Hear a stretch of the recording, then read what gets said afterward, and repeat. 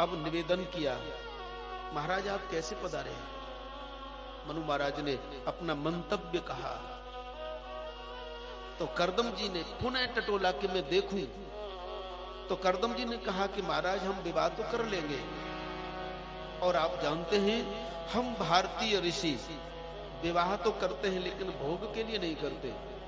यदि मेरे कोई बेटा पैदा हो गया तो मैं जंगल चला जाऊंगा।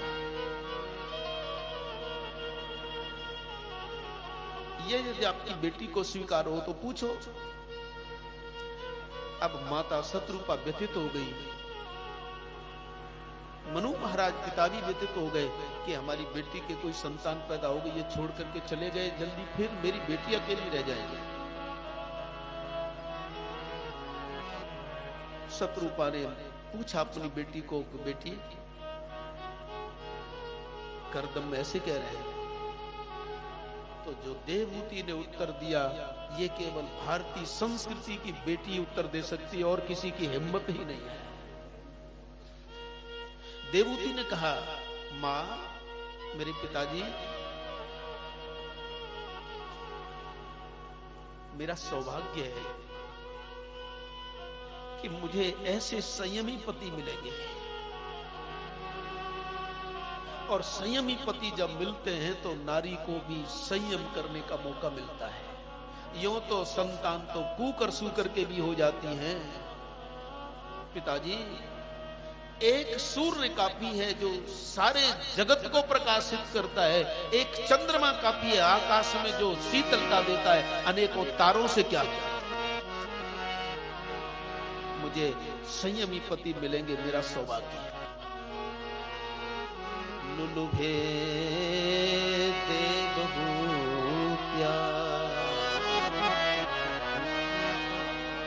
देवहूति मुस्कुरा करके उत्तर देती हैं। और करदम जी जब देखते हैं कि देवहूति मुस्कुरा करके स्वीकृति दे रही है, तो शत्रुपा ने, मनु ने कहा, महाराज हमारी बेटी को स्वीकार है। तो करदम जी महाराज कहते हैं कि ऐसी होने वाली पत्नी को प्राप्त करके मैं भी कृतज्ञ होऊंगा, क्योंकि जो पत्नी अपने पति की साधना में बाधा देती है वो पत्नी नहीं होती। राजन, एक नारी होती है, एक वधू होती है, एक दारा होती है, एक महिला होती है। नारी के अनेक रूप हैं। एक महिला है जिसके विवाह होते ही घर में आने से यदि सुख संपत्ति बढ़ने लगे तो समझो वो महिला है। यदि शादी होकर के आई और ये संपत्ति बढ़ रही है तो वो महिला है। और विवाह हुआ, आई घर में, और आते ही उसने अपने पति को विषयों की तरफ ले जाना शुरू कर दिया। जो बंधन करने वाली है वो वधू है। और सीधी सी बात, सत्संग में ले जाए तो वह पत्नी है, और सिनेमा में ले जाए तो वधू है। जो पति को बंधन में बांधे वो वधू है।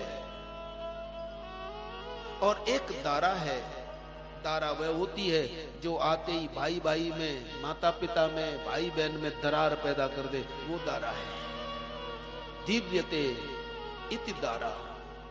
और एक पत्नी होती है, पत्नी उसे कहते हैं जो अपने पति के धार्मिक काम में सहयोग करती है। पति कहते हैं कि देवी मुझे 10 रुपए दान कर रहे हैं, तो पत्नी कहती है 10 क्यों, 10 मेरे नाम से और कर दो।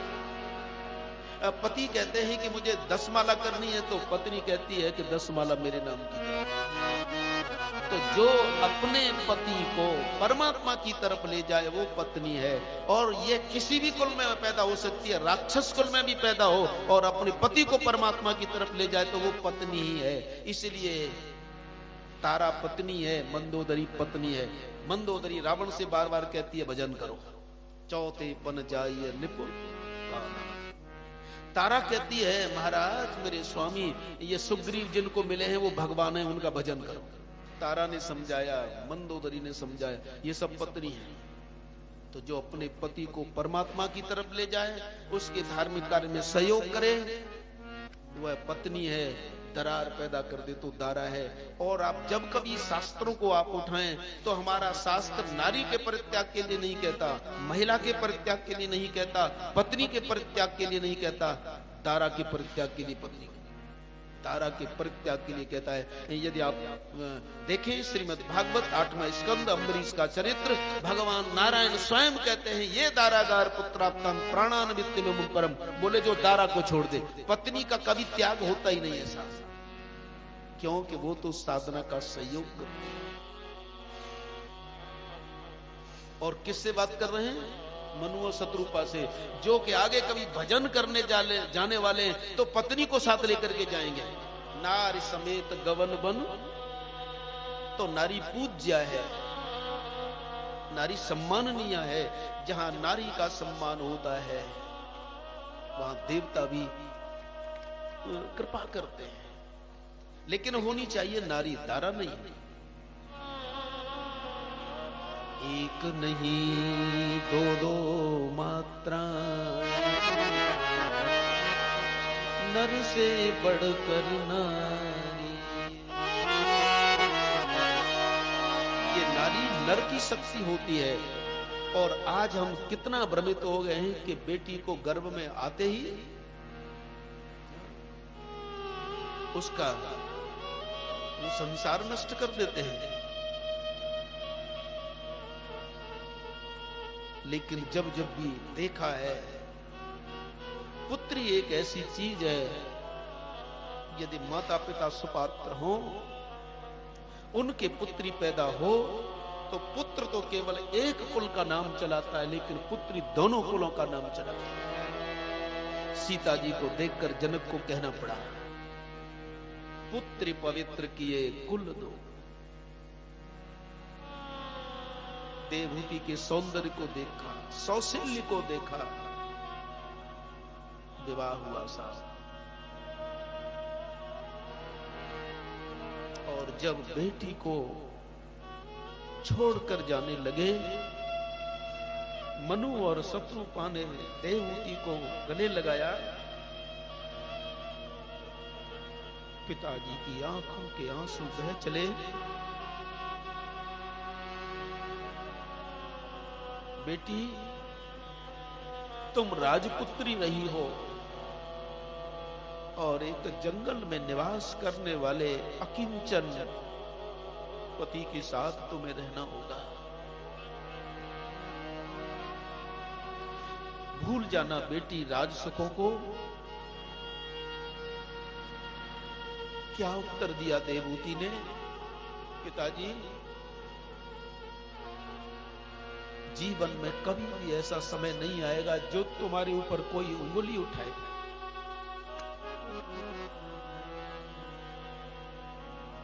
मां, ऐसा कोई कारण नहीं होगा जो लोग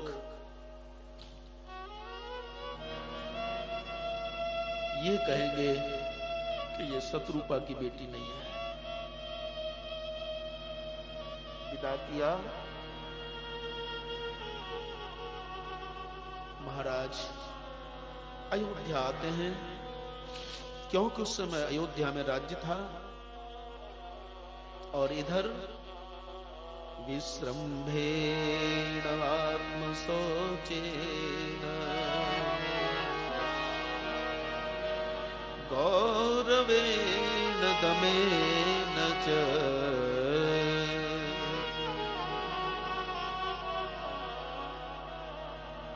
जैसे कभी पार्वती भगवान शिव की सेवा करती हैं। भगवान शिव तो समाधि में चले जाते हैं, लेकिन घर की सारी व्यवस्था जैसे पार्वती करती हैं, वैसे ही देवहूति ने पिताजी के जाते ही अपने सारे आभूषण अपने स्वामी को समर्पित कर दिए। करदम जी ने कहा, देवी ये सब आभूषण मुझे क्यों दे रही हो? तो देवहूति ने कहा, स्वामी नारी का सबसे बड़ा आभूषण है उसकी लज्जा। नारी का सर्वश्रेष्ठ धन है उसका मंगल सूत्र है, उसका पति। अब ये आभूषण आपके श्री चरणों में। अब यहां जंगल में मैं एक राजकुमारी नहीं हूं, एक ऋषि की पत्नी हूं। गौरवे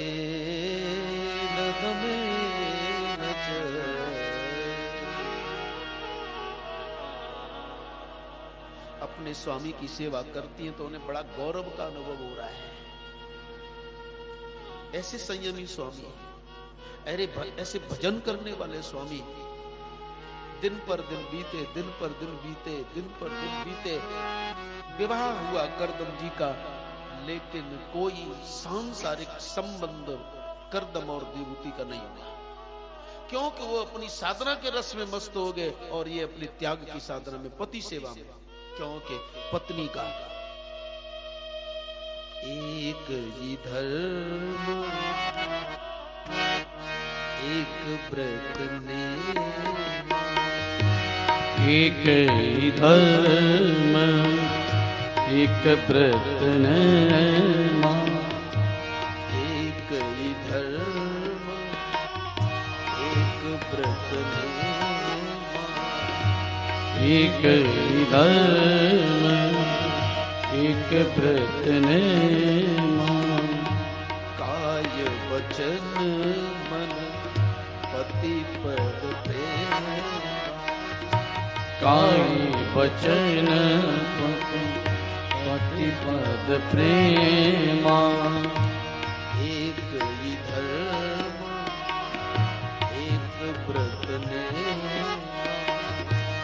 एक ही धर्म एक व्रत ने, काय वचन मन पति पद प्रेम, काय वचन मन पति पद प्रेम, पति पद प्रेम, पति पद प्रेम, पति पद प्रेम, पति पद प्रेम। देवूती ने विचार किया कि मेरा तो एक ही तप, एक ही व्रत है, एक ही धर्म है, पति की साधना का संस्थान, पति की सेवा। और यही नहीं है, हमारे शास्त्र भी कहते हैं कि यदि पत्नी अपने पति में अनुरक्त है तो पति को भी चाहिए कि वो अपनी पत्नी में अनुरक्त रहे, दोनों एक दूसरे में विश्वस्त हो। एक कथा थी है, मैं हम पुराणांतर की कथा आपको सुनाऊं। एक ब्राह्मण राजा के पास गए, ये पुराण की कथा है। महाराज, ये इनके प्रकार आप ऐसा करो, आज रात्रि मेरी पत्नी को एक राक्षस जबरदस्ती उठा के ले गया है, आप समर्थ हैं, कैसे भी करके मेरी पत्नी को आप उस राक्षस से मुक्त कराएं। हे ब्राह्मण देव, तो ये बताओ कि तुम्हारी पत्नी की क्या पहचान है, हम किसी को भेजें भी तो उसकी रूपरेखा कैसी है। तो ब्राह्मण अपनी पत्नी की रूपरेखा बता रहे हैं कि महाराज, मेरी पत्नी इतनी काली है कि शायद काजल भी इतना काला नहीं होगा, और उसके दो दांत तो बाहर इतने निकले हैं कि कभी कभी मैं भी डर जाता हूं। उसके होठ इतने मोटे मोटे हैं कि मुझे लगता है कि तो राजा बोले कि जब तुम्हारी पत्नी इतनी कुरूपा है तो फिर तुम इतने व्याकुल क्यों हो। तो उस ब्राह्मण ने क्या उत्तर दिया, वो सब भारत का था। वो उत्तर देता है, हे राजन, ये नियम है कि कोई भी यज्ञ कर्म यदि अकेला पति करेगा सफल नहीं होगा, इसलिए पति पत्नी दोनों मिलकर के जब यज्ञ करेंगे वो सफल होगा। तो मेरा आज से यज्ञ कर्म नहीं हो पाएगा, मुझे पाप लगेगा, इसलिए मेरा यज्ञ कर्म, मेरा सदाचरण पूरा होता रहे, इसलिए मेरी पत्नी कैसी भी है आप उसे मुक्त करवाओ। तो पत्नी और पति दोनों एक दूसरे में अनुरक्त हो, वो दूसरे में एक दूसरे का इतना विश्वास हो, एक दूसरे का इतना विश्वास हो कि थोड़ी देर हो जाए तो कोई ये न कहे कि कहां गए थे। एक दूसरे पर विश्वास होना चाहिए। मैंने एक जगह पढ़ा था साहब, एक जो पति है वो ज्यादा बीमार पड़ गए, एक पति ज्यादा बीमार पड़ गए। डॉक्टर साहब ने कहा कि अब क्या हो कि इन पर तो वो ब्लड चढ़ाना पड़ेगा, खून चढ़ाना पड़ेगा। अब साहब बहुतों का देखा नहीं मिला, लेकिन जब पत्नी का देखा, बोले किसी का नहीं मिल रहा है, ये पत्नी का मिल गया। तो पहले तो पति ने डॉक्टर से पूछा कि डॉक्टर साहब किसी का ब्लड मिला कि नहीं मिला। बोले कि आपके किसी संबंधी का ब्लड नहीं मिला, आपकी पत्नी का तो मिल गया है। आपकी पत्नी यदि ब्लड दे दे तो उसने बोला कि किसी का नहीं मिला, वो पत्नी का मिल गया। बोले हाँ। बोले 20 साल से मेरा खून पी रही है तो मिलेगा क्यों नहीं। यदि ऐसी स्थिति है तो वो क्या गृहस्थी है। और उस पत्नी से कहा कि ये तुम्हारे पिताजी की, तुम्हारे इस पति की ऐसी दशा क्यों हुई। बोले करूं क्या, ये मेरे बिना मेरे पूछते ही नहीं कुछ। मैं इनसे इसलिए लड़ती रहती हूँ, ये काम ठीक करते ही नहीं कुछ। मैं कोई वैसे ही थोड़ी लगते हैं, ये काम ठीक नहीं करते। बोले इस समय क्या हुआ। बोले हुआ क्या, ये अपने को मारने के लिए संख्या लेने गए थे बाजार में, लेकिन वो भी नकली लाए, इसलिए मैं लड़ती रहती हूँ कि इनके बस की बात नहीं। यदि ऐसी गृहस्थी होगी तो बोलो चलेगा। इसलिए कहते हैं कि एक दूसरे में आश्वस्त हो। यदि वसुदेव देव की जैसे विश्वास पात्र पति पत्नी होंगे तो भगवान को आना पड़ेगा। जैसे मैंने कल निवेदन किया कि यदि आप भक्ति के साथ संबंध जोड़ोगे तो भगवान को आना पड़ेगा और भगवान के बाप को आना पड़ेगा गाजे बाजे के साथ। तो ऐसे ही यदि एक दूसरे में पति पत्नी विश्वस्त हैं तो उनके जो संतान पैदा होगी वो जरूर राष्ट्र का निर्माण करेगी। समशीला वै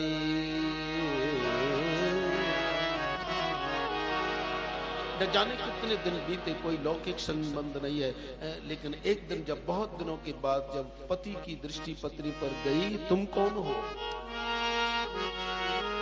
लेकिन इतने पर भी पत्नी को कोई परेशानी नहीं है। मेरे स्वामी अपनी साधना में मुझे भूल गए तो कोई बात नहीं।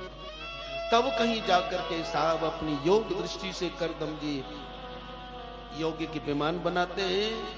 बूढ़े हो गए थे तब कहीं एक दूसरे पर दृष्टि पड़ी है तो एक सरोवर बनाया, उसमें पति पत्नी ने स्नान किया, युवा हुए और महाराज सारे भूमंडल का, अपनी पत्नी को सारे भूमंडल का भ्रमण कराया। इसके बाद उन्होंने 9 रूप एक साथ धारण किए। देवहूति के 9 कन्याएं पैदा हुई। ये 9 कन्याएं जब पैदा हो गई तब आंख खुली करदम जी की, अरे मेरे तो 9 कन्याएं हो गई और मैं तो ये कह चुका था कि मेरे पुत्र पैदा हो जाए, संतान पैदा हो जाए तो मैं चला जाऊं। तो करदम जी कहने लगे, देवी हमारे तो 9 कन्या हो गई, ये क्या हुआ। भागवत जी में संकेत है कि उनकी आंख खुली। तो परीक्षित ने पूछा इसका क्या तात्पर्य है। बोले ये 9 कन्या ही 9 प्रकार की भक्ति हैं और जब 9 प्रकार की भक्ति का प्रादुर्भाव होगा तो आंख जरूर खुलेगी, ज्ञान हो ही जाएगा। पहले 9 प्रकार की भक्ति है। श्रवणम कीर्तनम विष्णो, स्मरणम पाद सेवनम, अर्चनम वंदनम दास्यम, सख्यमात्म निवेदनम। देवहूति से कहा कब हम चलने वाले हैं। तो देवहूति ने कहा स्वामी कोई भी सन्यास तब ले सकता है जब उसके पास कोई करने योग्य दायित्व नहीं रहा हो। कोई सन्यास का अधिकारी कब है कि यदि उसके ऊपर कोई कर्जा है तो उस कर्जे को चुकाए। यदि उसके पास कर्जा है और सन्यास ले लेता है तो वो सन्यास नहीं है। और ये बेटी है और बेटी का विवाह उचित घर में नहीं किया तो उसे सन्यास का अधिकार नहीं है। इसलिए हमारे एक पुत्र होना चाहिए, क्योंकि ये नियम है कि कन्या जब बचपन में होती है तो पिताजी के यहाँ सुरक्षित रहती है, जवानी में अपने पति के साथ सुरक्षित रहती है और जब वो वृद्ध हो जाती है तो अपने पुत्रों के पास सुरक्षित रहती है। इसलिए आगे के लिए वंश परंपरा के लिए कोई पुत्र होना चाहिए। करदम जी ने भगवान का ध्यान किया। भगवान करदम जी के ध्यान में आए और कार्दमं वीर्यमापन्नम, करदम जी के हृदय में आए और करदम जी ने फिर अपनी तेजस्वी दृष्टि से अपनी प्रिया देवहूति को देखा। बहाना बना साहब और उन्हीं देवहूति के साक्षात वह परमात्मा प्रकट हुआ जिसने कभी कहा था कि मैं तुम्हारा बेटा बनकर आऊंगा। तो देवहूति के बेटा बनकर आए। बोलो कपिल भगवान की जय। तो मनु महाराज की बेटी आकुति धन्य है जिसके बेटा भगवान, आप देवहूति धन्य है जिसके बेटा भगवान। अब आगे इनके एक उत्तानपाद नाम के बेटे हैं। उत्तानपाद के दो रानी सुनीति और सुरुचि, दोनों के एक एक बेटा है। महाराज उत्तानपाद जो मनु के पुत्र हैं, उनके दो रानियां हैं, एक का नाम सुनीति, एक का नाम सुरुचि। दोनों के एक एक पुत्र हैं। छोटी रानी छोटी रानी सुरुचि को बहुत प्यार करते हैं महाराज। एक दिन सुरुचि ने कहा सुनीति का घर अलग होना चाहिए। जब रुचि आती है तो नीति अलग हो ही जाती है। उत्तानपाद के कितनी रानियां हैं? सुनीति, दूसरी है सुरुचि। बड़ी रानी सुनीति है, छोटी रानी सुरुचि है। लेकिन जब सुरुचि विवाहित होकर के आई तो कहती है महाराज से कि ना, मैं सुनीति के साथ नहीं रहूंगी। और इसका तात्पर्य है कि यद्यपि नीति बड़ी है, लेकिन जब रुचि हमारे अंदर आ जाती है तो नीति कहती है कि नीति को अलग करो। जहां रुचि होगी वहां नीति नहीं। लेकिन साहब समय पर एक एक बालक हुआ दोनों के। एक दिन सुरुचि का बेटा अपने पिता उत्तानपाद की गोदी में बैठा था। सुनीति के पुत्र ध्रुव के भी मन में आई कि मैं अपने पिताजी की गोदी में बैठूं। मैया से पूछा, माँ मैं पिताजी की गोदी में जाके बैठूं? जाओ बेटा। चली। ध्रुव अपने पिताजी की गोदी में बैठने के लिए चले। लेकिन कभी कभी जीवन में ऐसी घटना होती है कि हमारे मन की बात नहीं होती। भगवान ने ऐसी लीला की कि जैसे ही ध्रुव पहुंचे हैं तो सुरुचि ने देखा कि ये सुनीति का बेटा महाराज श्री की गोदी में बैठना चाहता है। उधर लक्ष्मी नारायण आपस में बातचीत करने लगे। जैसे ही ध्रुव अपने पिताजी की गोदी में बैठने के लिए चले, लक्ष्मी नारायण आपस में बात करने लगे। नारायण ने लक्ष्मी जी से पूछा कि देवी, ध्रुव अपने पिता उत्तानपाद की गोदी में बैठने के लिए जा रहा है, तुम बताओ ध्रुव को उसके पिता की गोदी में बैठ जाने दूं कि नहीं? तो लक्ष्मी जी ने क्या कहा, स्वामी अरे बेटा है, अपने पिता की गोदी में बैठने जा रहा है तो बैठने दो। तो भगवान नारायण ने क्या कहा, मैं नहीं बैठने दूंगा। तो लक्ष्मी जी ने कहा कि आपको पिता का दिल मिला है, आप माता नहीं हो। अरे एक बेटा अपने पिता की गोदी में बैठने जा रहा है तो बैठने दो। तो भगवान कहने लगे, बैठने तो तब दूं कि जहां बैठने जा रहा है वो जगह खाली हो। वहां तो पहले ही उत्तम बैठा है। तो लक्ष्मी जी ने कहा कि प्रभु जहां उत्तम बैठा है वहां यदि ध्रुव बैठ जाएगा तो ठीक रहेगा, क्योंकि उत्तम के तो पास बैठना ठीक है। तो नारायण ने कहा कि लक्ष्मी जी तुम ऊपर से ही देख रही हो, तुमने उत्तम का एक ही अर्थ लगाया है, इसलिए तुम कह रही हो कि बैठ जाने दो। जहां उत्तम बैठा है मैं वहां बैठने नहीं दूंगा। क्यों? तुम उत्तम का अर्थ क्या लगाती हो? तो लक्ष्मी जी बोली उत्तम का अर्थ है श्रेष्ठ। तो भगवान बोले ना, ये अर्थ नहीं है। तो बोले उत्तम का अर्थ क्या है? बोले उत्तम का अर्थ है उत माने श्रेष्ठ, तम माने अंधकार। बोले श्रेष्ठ अंधकार, और जहां श्रेष्ठ घनघोर अंधकार बैठा हुआ मैं अपने भक्तों को बैठ जाने दूंगा? माता तुम हो, लेकिन माता की तरह मुझे रखवाली करनी पड़ती है भक्तों की। करहूं सदा तिनकी रखवाली, करहूं सदा तिनकी रखवाली, जिमे बालक हरि मन तारी, जिम बालक कहे मैं तारी। करहूं सदा तिनकी रखवाली,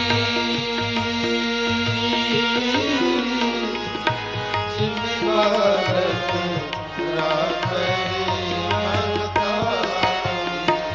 राम सिया राम, सिया राम जय जय राम, राम सिया राम, सिया राम जय जय राम। करहूं सदा तिनकी रखवाली, जिमे बालक राखे महतारी। राम सिया राम, सिया राम जय जय राम, राम सिया राम, सिया राम जय जय राम। राम ही केवल प्रेम प्यारा, जाने कोई जानहारा।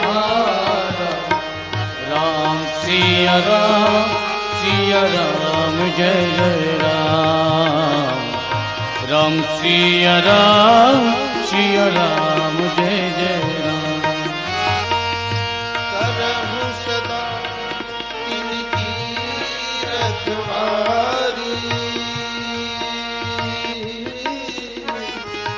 जिमे बालक राखे मन तारी। राम सिया राम, सिया राम जय जय राम, राम सिया राम, सिया राम जय जय राम।